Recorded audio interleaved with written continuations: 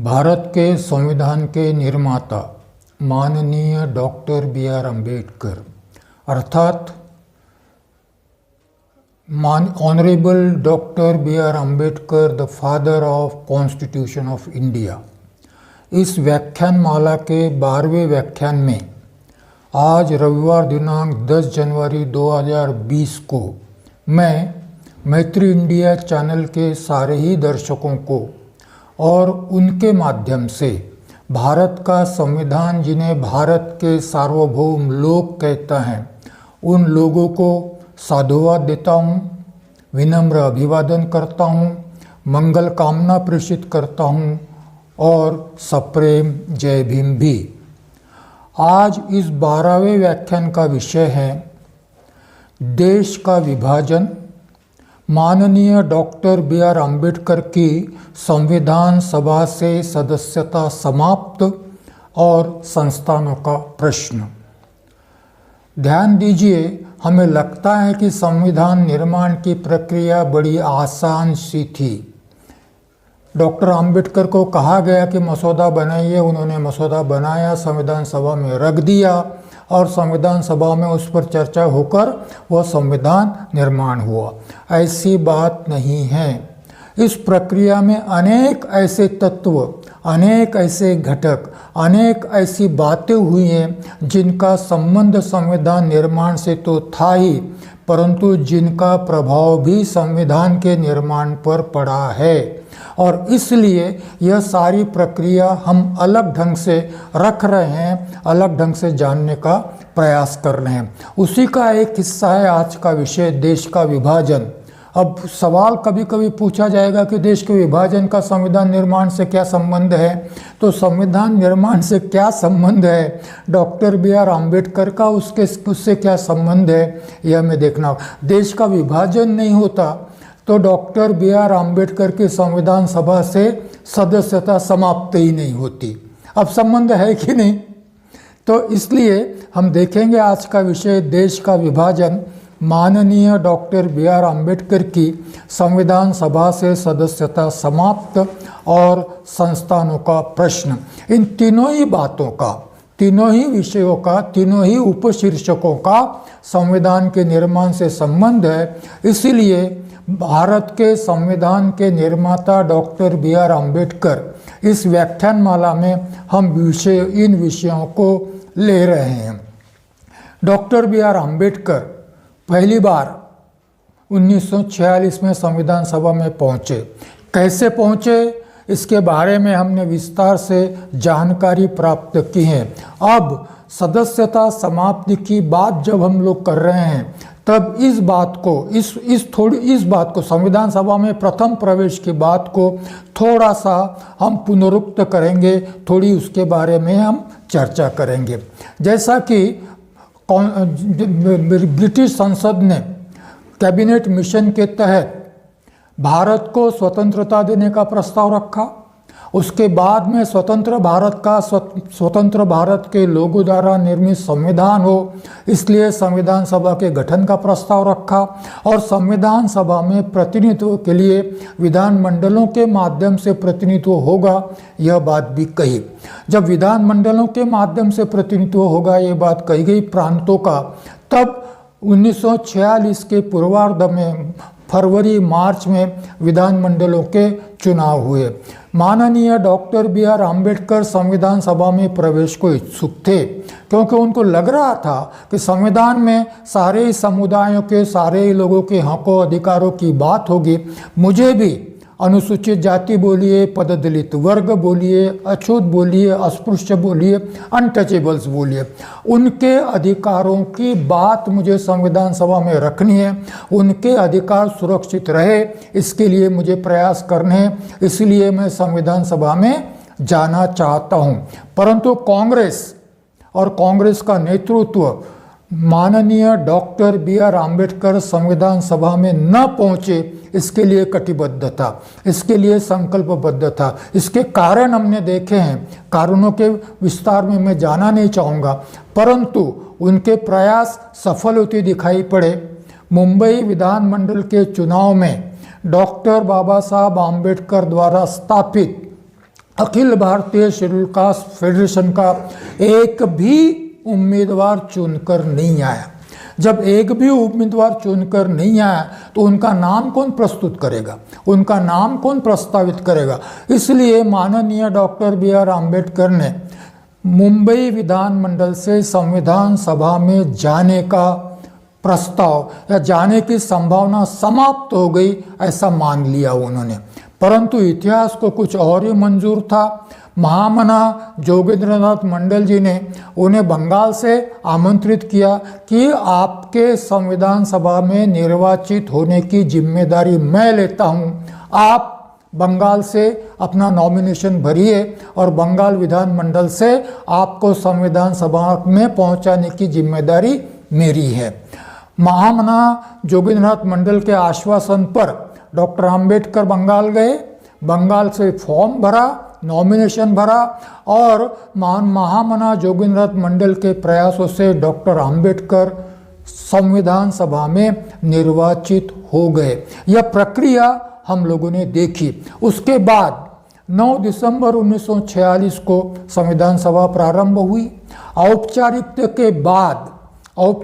के बाद 13 दिसंबर 1946 को पंडित जवाहरलाल नेहरू ने एम्स एंड ऑब्जेक्टिव्स का प्रस्ताव रखा, जिसको पंडित जवाहरलाल नेहरू के भाषण में, बैरिस्टर जयकर के भाषण में और माननीय डॉक्टर बी.आर. आम्बेडकर के पहले भाषण में भी संविधान की बुनियाद कहा गया। ऐसा महत्वपूर्ण प्रस्ताव पंडित नेहरू जी ने रखा।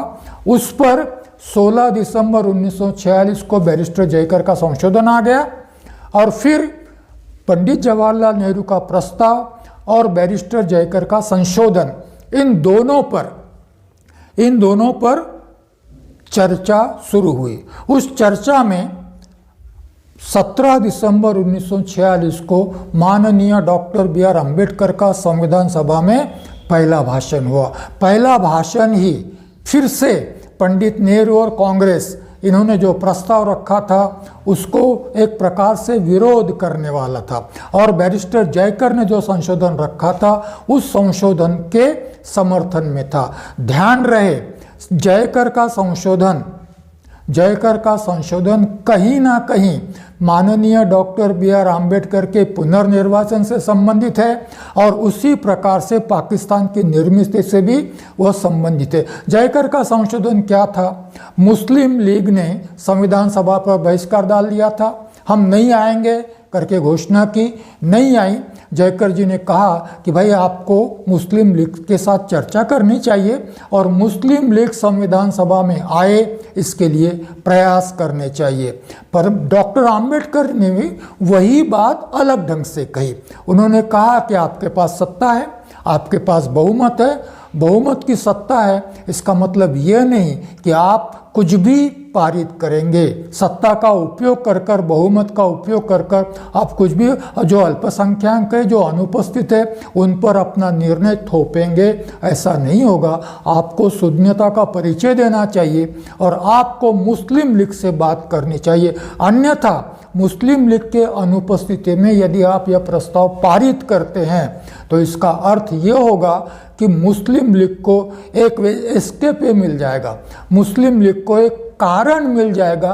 तो आप तो अपनी कार्रवाई कर रहे हो, हमारी जरूरत ही नहीं महसूस करते, तो हम क्यों आए? हम संविधान सभा में नहीं आएंगे। परंतु कांग्रेस ने नहीं सुना, बहुमत उनके पास था। उन्होंने कहा कि हमारे पास बहुमत है और हम प्रस्ताव पारित कर संविधान निर्माण की कार्रवाई आगे बढ़ाते हैं। और जयकर का प्रस्ताव और डॉक्टर आम्बेडकर की शून्यता की बात न सुनते हुए कांग्रेस ने प्रस्ताव पारित कर दिया। वह प्रस्ताव पारित हुआ 24 जनवरी 1947 को। चर्चा के बाद 24 जनवरी 1947 से 30 अगस्त 1947 तक संविधान का ढांचा निर्माण करने की प्रक्रिया आरंभ हुई। इसके बारे में भी हमने बात की है, इसके बारे में भी विस्तार से बात की है। यह प्रक्रिया ढांचे के निर्माण की थी, प्राथमिक प्रक्रिया थी, संविधान निर्माण की पूर्व तैयारी की यह प्रक्रिया थी। यह प्रक्रिया थी। इसके लिए अलग अलग विषयों पर समितियों का गठन किया गया। समितियों को अलग अलग विषय दिए गए। समितियों को कहा गया कि इन विषयों पर चर्चा कर आप अपनी रिपोर्ट अपनी सिफारिशों के साथ संविधान सभा में प्रस्तुत करेंगे। संविधान सभा में रिपोर्ट और सिफारिशें प्रस्तुत होने के बाद उन पर चर्चा होगी, उनको परिष्कृत किया जाएगा और ये सारे निर्णय, यह सारी सिफारिशें मसौदा समिति को दी जाएंगी संविधान के निर्माण के लिए।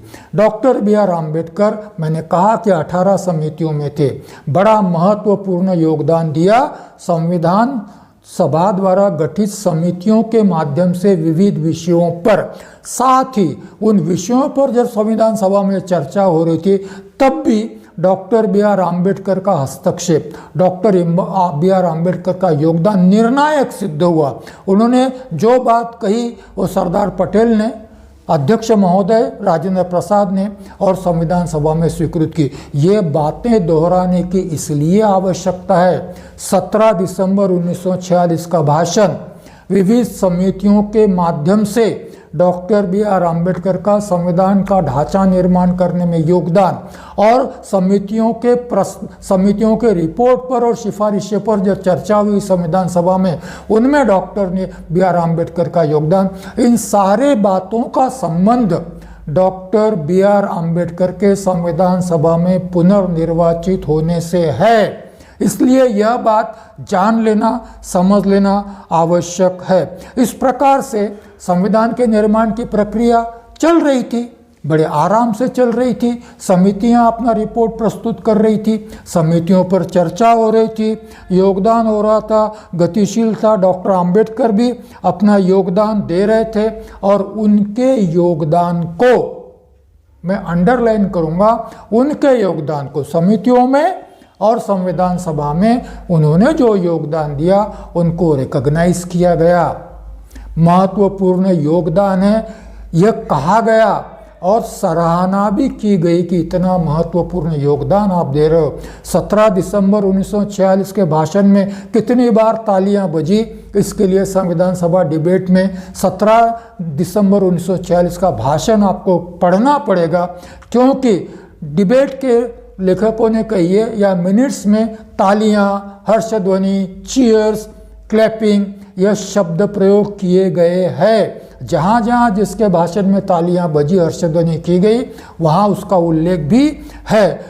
परंतु यह सारी प्रक्रिया आराम से चल रही थी, परंतु संविधान सभा के बाहर तो बड़ी उथल पुथल मची हुई थी। संविधान सभा के बाहर का वातावरण तो अलग प्रकार से प्रभावित हो रहा था और वहाँ पर कुछ अलग ही काम चल रहा था कि अचानक ही कहेंगे, हम लोगों के लिए अचानक है, मगर जो जानकार है उनके लिए अचानक नहीं है। अचानक 3 जून 1947 को ब्रिटिश पार्लियामेंट ने भारत के विभाजन की घोषणा की।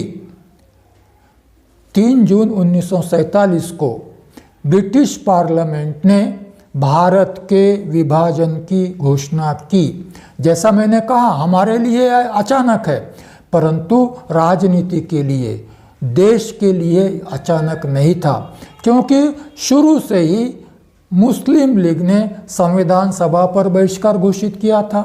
मुस्लिम लीग संविधान सभा में नहीं आ रही थी। कांग्रेस कोई प्रयास नहीं करना चाह रही थी मुस्लिम लीग आए इसलिए, अन्यथा एम्स एंड ऑब्जेक्टिव्स का प्रस्ताव पारित नहीं होता बिना चर्चा के, मुस्लिम लीग के साथ वार्ता करने के, तो कांग्रेस नहीं चाहती थी। तो फिर सारी चर्चाओं का निचोड़ ये है कि ब्रिटिश पार्लियामेंट या ब्रिटिश शासन कहिए, कांग्रेस और मुस्लिम लीग इस निर्णय पर पहुंचे कि यदि इस समस्या का कोई समाधान है तो वो देश का विभाजन है। ध्यान रहे कि 1887 से, मैं बाद में आगे बात करूंगा, 1887 से मुस्लिम अलग राष्ट्र है, यह बात कही जा रही थी मुस्लिम नेताओं के ओर से। अंतिमतः 1947 3 जून को ब्रिटिश पार्लियामेंट को घोषित करना पड़ा कि इस समस्या का एक ही हल है, एक ही समाधान है, भारत का विभाजन हो। और इस विभाजन को कांग्रेस ने सम्मति दी, मुस्लिम लीग तो चाहती ही थी और ब्रिटिश शासन ने भी इसको मान्यता देकर भारत के विभाजन को एक प्रकार से मोहर लगा दी। भारत के विभाजन पर मोहर लगा दी। तीनों पक्षों ने इसको सहमति दे दी। विभाजन की बात हम थोड़ी सी अलग हटकर भी इसी भाषण में करने वाले हैं, परंतु अभी यह जान लीजिए कि विभाजन घोषित हो गया। विभाजन घोषित होने के बाद बड़ी विचित्र परिस्थिति निर्माण हो गई। Doctor B R. अम्बेडकर बंगाल से, पश्चिम बंगाल नहीं, अभी पश्चिम बंगाल होने का था, बंगाल से विधानमंडल में चुनकर आए थे और जिस क्षेत्र का प्रतिनिधित्व कर रहे थे उस क्षेत्र को जेसोर और खुलना, यह दो जिले आते थे। जेसोर और खुलना, इस क्षेत्र का डॉक्टर अम्बेडकर संविधान सभा में बंगाल विधानमंडल के माध्यम से प्रतिनिधित्व कर रहे थे और उस क्षेत्र का प्रतिनिधित्व करने की वजह से वह क्षेत्र पाकिस्तान में चला गया। वह क्षेत्र के साथ पूर्व पाकिस्तान बन गया, इधर पश्चिम पाकिस्तान बन गया। यह तय किया गया था कि मुस्लिम बहुल क्षेत्र पाकिस्तान में जाएंगे, मुस्लिम मेजॉरिटी जहाँ है वह क्षेत्र पाकिस्तान में जाएंगे, क्योंकि पाकिस्तान की निर्मित के संबंध में डॉक्टर अम्बेडकर कहते हैं जिन्ना की मांग क्या थी, हम आपके साथ रहना चाहते हैं परंतु we don't want to be ruled by Hindus, हिंदुओं का राज हम पर नहीं चाहिए। मुस्लिम सिर्फ बहुसंख्यक अल्पसंख्यक है इसलिए पाकिस्तान नहीं मांग रहे थे।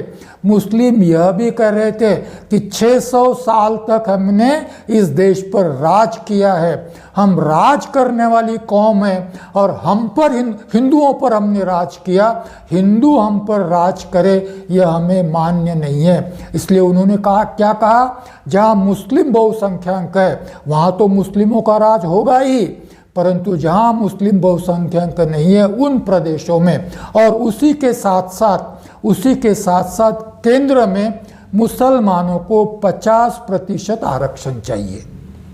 क्या मांग थी उनकी? नहीं चाहिए पाकिस्तान, यदि आप हमारी बात मान लेते हो तो हमको पाकिस्तान नहीं चाहिए। दो बातें उन्होंने रखी थी, मुस्लिम बहुल प्रांतों में हमारा राज होगा, जहां हम अल्पसंख्यक है वहां पर हमें 50% प्रतिनिधित्व चाहिए, सेंट्रल पार्लियामेंट में भी हमें 50% चाहिए। उनकी संख्या 20% के आसपास, प्रतिनिधित्व कितना मांगा उन्होंने? 50%। क्यों मांगा? क्योंकि वो कहते थे हम सिर्फ अल्पसंख्यक नहीं हैं, हमने राज किया है ब्रिटिशों के आने से पहले, हिंदुओं पर राज किया है, हम नहीं चाहते कि बहुसंख्यक होने की वजह से हिंदू हम पर राज करे। और एक मांग थी उसमें, वह मांग ये थी कि मुस्लिमों के संबंध में कोई भी प्रस्ताव पारित करने से पहले मुस्लिमों का 3/4 बहुमत उस प्रस्ताव के समर्थन में होना चाहिए, अन्यथा हमें वेटो का अधिकार होगा। मुस्लिमों के संबंध में कोई भी प्रस्ताव न तो विधानमंडल पारित कर सकेगा न केंद्रीय संसद। डॉक्टर अंबेडकर जी ने जब ये देखा तो उन्होंने थॉट्स ऑन पाकिस्तान और पार्टीशन ऑफ इंडिया इस किताब में लिखा, ऐसे स्थिति में भारत में किसी को भी शांति से अखंड भारत में अपना शासन प्रशासन चलाना संभव नहीं है, इसीलिए सोच समझकर पाकिस्तान की निर्मित यदि करते हैं कांग्रेस तो ठीक हो जाएगा। उन्होंने सारे प्रॉस और कौन रखे थे, पाकिस्तान का उन्होंने पैरवी नहीं की थी। पाकिस्तान की पैरवी यदि वो करते तो 17 दिसंबर 1946 के भाषण में वह मुसलमानों को यह नहीं कहते कि पाकिस्तान की मांग आपकी गलत है। पहला भाषण संविधान सभा में इतनी तालियां बजी उसके ऊपर, पाकिस्तान की मांग, अलग होने की मांग गलत मांग है।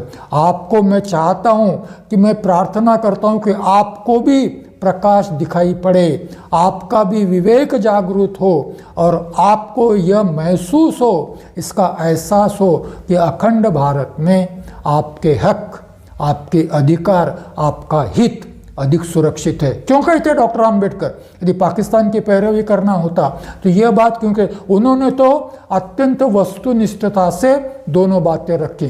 पाकिस्तान नहीं बना तो क्या हो सकता है, पाकिस्तान बना तो क्या हो सकता है।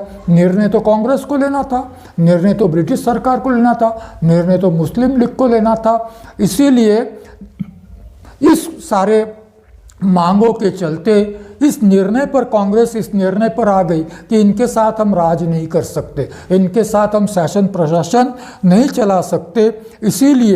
इसीलिए उन्होंने पाकिस्तान की मांग को मान्यता दे दी और ब्रिटिश शासन ने 3 जून 1947 को देश के विभाजन की घोषणा की। हम पर जो परिणाम हुआ वह परिणाम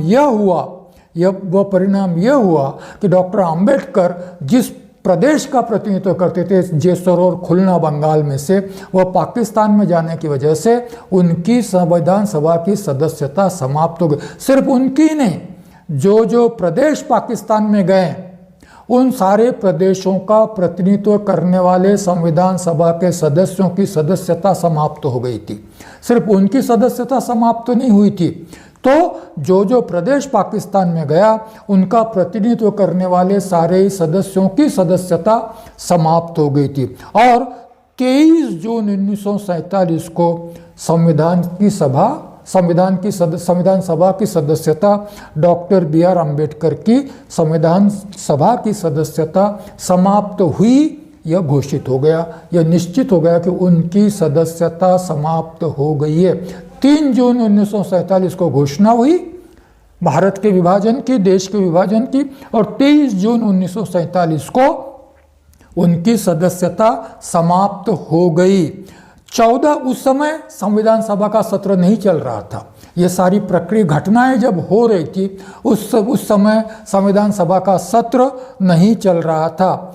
14 जुलाई 1947 को संविधान सभा का अगला सत्र शुरू होने वाला था, अगला अधिवेशन शुरू होने वाला था। और डॉक्टर आम्बेडकर को, आम्बेडकरी समाज को यह चिंता थी कि सत्र शुरू होने से पहले यदि डॉक्टर बी.आर. अम्बेडकर संविधान सभा में नहीं पहुंच पाए तो, यदि वह पुनर्निर्वाचित नहीं हो पाए तो, यदि फिर से वह संविधान सभा में नहीं पहुंच पाए तो, क्योंकि अभी तो सिर्फ शुरुआत हुई है संविधान के निर्माण की, अभी तो कुछ भी अंतिम रूप से निश्चित नहीं हुआ है। ऐसी स्थिति में डॉक्टर बी.आर. अम्बेडकर की संविधान सभा से सदस्यता समाप्त होना उनके खुद के लिए, उनके समाज के लिए, उनके आंदोलन के लिए, उनके ध्येयों के लिए बड़ा आघात माना जाता था। स्थिति बड़ी अनिश्चितता की थी, क्योंकि अब कौन भेजेगा उनको, अब कौन भेजेगा? बंगाल का भी विभाजन हो गया, अब कौन उनको भेजेगा और कहाँ से भेजेंगे उनको? तो यह सारी अनिश्चितता की स्थिति के चलते डॉक्टर आम्बेडकर भी चिंतित थे, उनका समाज भी चिंतित था, उनके लोग भी चिंतित थे, और ऐसी अनिश्चितता समाज में व्याप्त थी, ऐसी अनिश्चितता डॉक्टर आम्बेडकर भी महसूस कर रहे थे। यह माना जाता है, भारत में सिखाया गया है भारतीयों को, पढ़ाया गया है भारतीयों को कि पाकिस्तान के निर्मित के लिए केवल और केवल जिन्ना जिम्मेदार हैं, केवल और केवल मुसलमान जिम्मेदार हैं। आइए कुछ तथ्य जान ले कि पाकिस्तान की निर्मित कैसे हुई।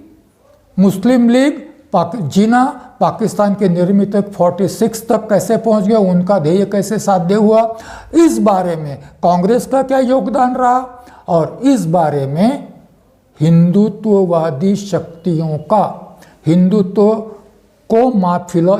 की फिलॉसफी मानने वालों का क्या योगदान रहा, इसके बारे में भी भारतीय होने के नाते भारतीयों को जानना जरूरी है। अभी इतिहास है, यदि इतिहास नहीं समझे तो अभी फिर से 2020 में हम वही बात दोहरा रहे हैं, मुस्लिमों को ढकेल रहे हैं फिर से विभाजन की ओर, फिर से हम द्विराष्ट्रवाद का सिद्धांत 2014 के बाद हम भारत में द्विराष्ट्रवाद का सिद्धांत अप्रत्यक्ष रूप से लाने का प्रयास कर रहे हैं। सेक्युलरिज्म को छोड़ रहे हैं, डेमोक्रेसी को छोड़ रहे हैं। आप कैसे देखते हो इस सारी परिस्थिति को मुझे मालूम नहीं, मगर फिर से एक बार द्विराष्ट्रवाद का सिद्धांत हिंदुत्व की फिलॉसफी मानने वाले लोगों द्वारा भारत में फिर से पुनर्जीवित किया जा रहा है, हिंदू राष्ट्र की संकल्पना साकार करने हेतु। इसलिए पिछला इतिहास जानना बहुत जरूरी है। सर सैयद अहमद, कितने लोगों ने ये नाम सुना होगा, कितने लोगों को ये नाम मालूम है, मुझे मालूम नहीं, परंतु निश्चित ही अलीगढ़ मुस्लिम यूनिवर्सिटी का नाम हम लोगों ने निश्चित तौर पर सुना है। इस अलीगढ़ मुस्लिम यूनिवर्सिटी के संस्थापक सर सैयद अहमद थे। उनकी धारणा थी कि जमाना बदल रहा है, युग बदल रहा है, दुनिया बदल रही है, और इस बदलती दुनिया में जिंदा रहने के लिए मुसलमानों के लिए आधुनिक शिक्षा बहुत जरूरी है। जब तक मुसलमान आधुनिक शिक्षा नहीं लेंगे, तब भी मुल्ला मौलवी सारे ही आधुनिक शिक्षा के विरुद्ध थे। मदरसा और कुरान, इसके अलावा उनको और कोई शिक्षा मान्य नहीं थी। उस समय 1887 की बात मैं कर रहा हूँ। उस समय सर सैयद अहमद आधुनिक शिक्षा की बात कर रहे थे मुसलमान को। आज अलीगढ़ विद्यापीठ, अलीगढ़ यूनिवर्सिटी एक मानी हुई यूनिवर्सिटी है। उसी के पैरेलल, उसी के समांतर बनारस हिंदू यूनिवर्सिटी भी स्थापन हुई थी। इधर मुस्लिम यूनिवर्सिटी स्थापन हो गई, इधर हिंदू यूनिवर्सिटी स्थापन हो गई। मुसलमानों को नहीं लगा कि सिर्फ अलीगढ़ विद्यापीठ स्थापन करे सबके लिए, आज सबको प्रवेश वहाँ मिलता है, आज सिर्फ मुसलमानों को प्रवेश नहीं है।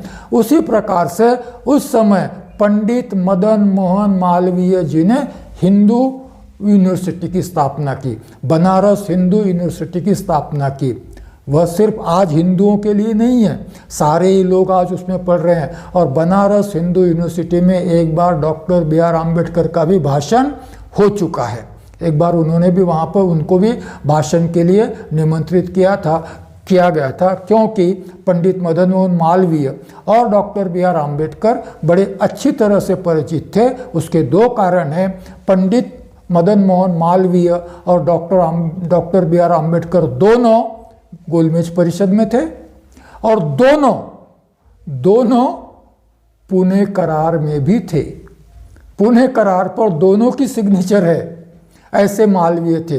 गोलमेज परिषद में तो एक बार उन्होंने कहा कि आपको अछूत नहीं मानते भाई, हम तो आपको अपना मित्र, अपने परिवार के सदस्य मानते हैं, आप अपने आप को अछूत क्यों कहते हो? ये मालवीय जी के शब्द है। व्यवहार अलग है, बोलने की भाषा अलग है, परंतु ये मालवीय ने बनारस हिंदू विद्यापीठ की स्थापना की थी। आज दोनों विद्यापीठ अस्तित्व में है उस समय से, और दोनों विद्यापीठों में सबके लिए प्रवेश मुक्त है।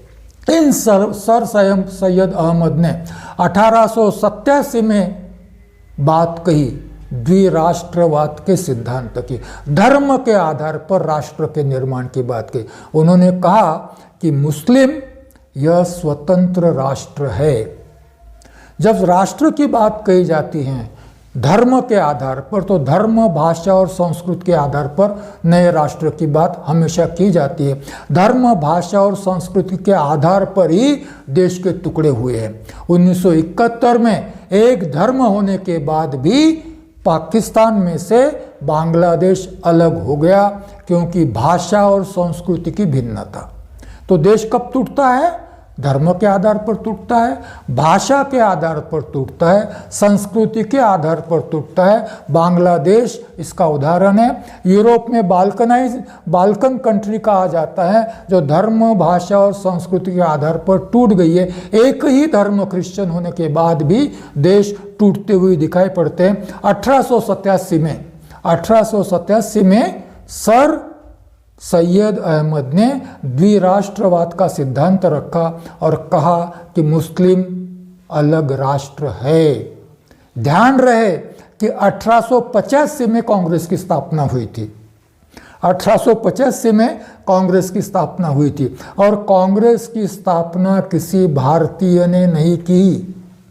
कांग्रेस की स्थापना करने वाले लॉर्ड ह्यूम करके एक ब्रिटिश व्यक्ति थे।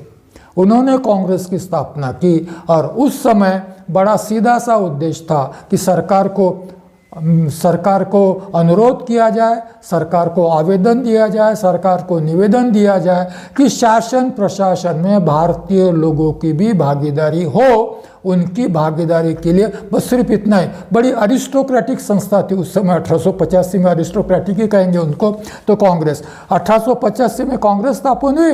1887 में देखिए, 1887 में सर सैयद अहमद मुस्लिम राष्ट्र की बात करते हैं और फिर वहाँ से उन्होंने अपने विद्यापीठ के माध्यम से, अपने यूनिवर्सिटी के माध्यम से, एजुकेटेड क्लास के माध्यम से उन्होंने मुस्लिम स्वतंत्र राष्ट्र हैं इसकी बात कहनी शुरू की थी। कांग्रेस के प्लेटफॉर्म पर भी, कांग्रेस के राष्ट्रीय सम्मेलन में भी वह अलग अलग ढंग से इस बात का प्रचार करते थे। यूनिवर्सिटी के लिए चंदा चाहिए था तो उन्होंने कहा, उनका स्टेटमेंट है, भाई हिंदू और मुसलमान इस देश की दो आंखें हैं। एक आंख कमजोर हो तो आपको चलेगा? नहीं चलेगा। इसलिए अलीगढ़ मुस्लिम विद्यापीठ को दान दीजिए तो वो भी सक्षम होकर भारत के निर्माण में योगदान दे सके। हम तो दो आंखों के समान हैं, ये इधर कहते थे, परंतु उधर कहते थे कि हम मुस्लिम हैं, हम राज्यकर्ता लोग थे, हमारी संस्कृति अलग है, हमारा धर्म अलग है, हमारी भाषा अलग है और हम स्वतंत्र राष्ट्र है। इस कदम को आगे बढ़ाने के लिए, इस प्रक्रिया को आगे बढ़ाने के लिए 1906 में मुस्लिम लीग की स्थापना की गई। 1906 में मुस्लिम लीग की स्थापना की गई और मुस्लिम लीग की स्थापना पॉलिटिकल राइट्स मांगने के लिए की गई। हमारे अधिकार, हम अल्पसंख्यक हैं, हम अलग लोग हैं, हमारी संस्कृति अलग है और हम राज्यकर्ता थे, हमें पार्टिसिपेशन चाहिए शासन प्रशासन में, परंतु अलग से चाहिए। इसलिए 1909 में जब विधानमंडलों की स्थापना की बात आई, जब औपनिवेशिक स्टेटस की बात आई, तब मुस्लिमों ने कहा कि हमें सेपरेट इलेक्टोरेट्स चाहिए। सेपरेट इलेक्टोरेट्स की संकल्पना 1909 में आई है मुसलमानों के चलते। उसी को फिर हमने आगे बढ़ाया 1932 में, सेपरेट इलेक्टोरेट्स चाहिए और ब्रिटिशों ने उन्हें सेपरेट इलेक्टोरेट्स दिए। सरदार वल्लभ भाई पटेल संविधान सभा में कहते हैं कि उस समय ब्रिटिशों ने यदि मुसलमानों को सेपरेट इलेक्टोरेट्स नहीं दिए होते तो पाकिस्तान की निर्मित नहीं हुई होती। सेपरेट इलेक्टोरेट्स 1909 में दिए। फिर 1919 का दौर आ गया।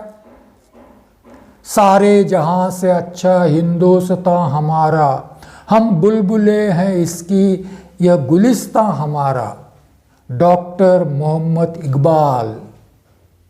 परंतु 1919 में डॉक्टर मोहम्मद इकबाल सारे जहां से अच्छा हिंदुस्तान हमारा नहीं कहते, वो कहते हैं कि मुस्लिम स्वतंत्र राष्ट्र है। वो क्या कहते हैं? मुस्लिम स्वतंत्र राष्ट्र हैं। इस दरमियान अब कांग्रेस आती है, तिलक की कांग्रेस आती है, क्योंकि उस समय कांग्रेस का नेतृत्व तिलक कर रहे थे। लोकमान्य बाल गंगाधर तिलक कांग्रेस का नेतृत्व कर रहे थे, जिनको भारत के असंतोष का जनक कहा जाता था, जिन्होंने ये कहा था कि freedom is my birthright and I will take it, I will get it. स्वतंत्रता मेरा जन्मसिद्ध हक है और मैं लेकर रहूँगा। इसी पर माननीय डॉक्टर B.R. अम्बेडकर जी ने तिलक को सवाल पूछा था, स्वतंत्रता यदि आपका जन्मसिद्ध अधिकार है तो समानता क्या हमारा जन्मसिद्ध अधिकार नहीं है? क्या आपके दासता से मुक्त होना हमारा जन्मसिद्ध अधिकार नहीं है? क्या उसको आप नहीं मानेंगे? आप ही को स्वतंत्रता चाहिए, बाकी औरों को स्वतंत्रता नहीं चाहिए। यह सवाल तिलक के इस घोषणा पर डॉक्टर बी आर आम्बेडकर ने पूछा था। 1916 में तिलक और जीना में करार हुआ, अर्थात कांग्रेस और मुस्लिम लीग में करार हुआ, जिसको लखनऊ करार कहा जाता है। और लखनऊ करार में जीना ने जो शर्तें रखी थी, उन शर्तों में मुस्लिमों को सेपरेट इलेक्टोरेट्स, मुस्लिमों को पृथक मतदार संघ, मुस्लिमों को स्वतंत्र मतदार संघों की भी मांग थी, और तिलक ने इस मांग को स्वीकार कर दिया। कितने लोग जानते हैं? और अभी ये कहा जाता है कि तिलक ने इस मांग को स्वीकार कर कर कांग्रेस की मान्यता दे दी पृथक मतदार संघों को, जिसका परिणाम स्वरूप आगे चलकर पाकिस्तान का निर्माण हुआ। तिलक, उस समय तिलक और जिन्ना को बड़ा गौरवान्वित किया गया था कि हिंदू मुस्लिम एकता के लिए करार हुआ, देश की अखंडता के लिए करार हुआ। परंतु कांग्रेस ने 1916 में मुस्लिमों के सेपरेट इलेक्टोरेट्स को मान्यता देकर इस स्वतंत्र मुस्लिम राष्ट्र की द्विराष्ट्र के सिद्धांत को और सिंचित कर उसकी जड़ें मजबूत करने में योगदान दिया, ऐसा अब माना जाता है। इसको भी हम लोगों को सोचना पड़ेगा, इसके बारे में भी सोचना पड़ेगा। और फिर 1924 तक आते आते जीना का कांग्रेस से मोहभंग हो गया। जीना कांग्रेस में थे, कितने लोगों को मालूम है, मुझे मालूम नहीं। तिलक पर जब देशद्रोह का खटला चल रहा था, देशद्रोह के लिए उन पर केस चल रही थी, तो उनके वकील जीना थे। उनके वकील जीना थे। कितने लोगों को मालूम है, मुझे मालूम नहीं। उनके वकील जीना थे। गांधी के कांग्रेस का नेतृत्व स्वीकारने से पहले जीना कांग्रेस के एक प्रमुख नेता थे और बड़े ही प्रखर राष्ट्रवादी नेता माने जाते थे।